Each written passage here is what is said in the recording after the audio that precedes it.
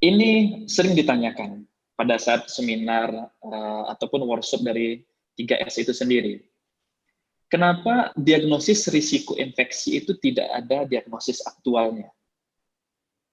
Kalaupun misalnya pasien sudah infeksi, apakah boleh diagnosis risiko infeksi yang ada di SDKI itu kita aktualkan? Ya, itu sering menjadi pertanyaan ataupun yang tergelitik di dalam pemikiran kita. Sebenarnya seperti ini, sahabat semua, teman-teman sejawat, hampir di semua kepustakaan diagnosis keperawatan, itu kita tidak menemukan infeksi yang aktual untuk masalah keperawatan. Hampir semua itu mengatakan di situ adalah risiko infeksi.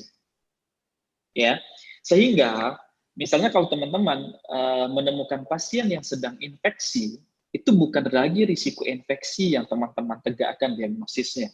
Akan tetapi, kita sebagai perawat, apa yang akan kita tegakkan diagnosis pada pasien yang mengalami infeksi, itu manifestasi dari infeksinya.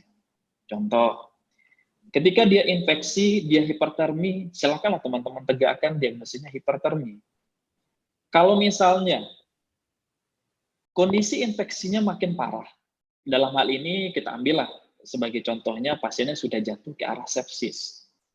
Kalau seperti itu, kita juga bisa mengarah ke diagnosisnya kemana? Ke target cairan berarti capaian kita. Berarti diagnosisnya adalah hipovolemia. Dalam artian, kita tidak boleh mengaktualkan diagnosis yang sifatnya adalah risiko. Ya, saya ingatkan lagi teman-teman, nanti ketika pasiennya sudah infeksi, tidak boleh diagnosis risiko infeksi kita ubah menjadi infeksi.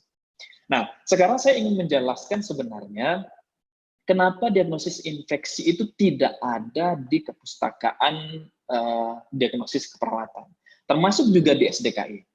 Ya, kita tahu secara patofisiologi infeksi itu ketika terjadi infeksi, maka yang bisa menyelesaikan etiologinya itu adalah pengobatan. Sebagai contoh, kalau infeksinya bakteri, berarti untuk menghilangkan bakteri kita menggunakan antibiotik.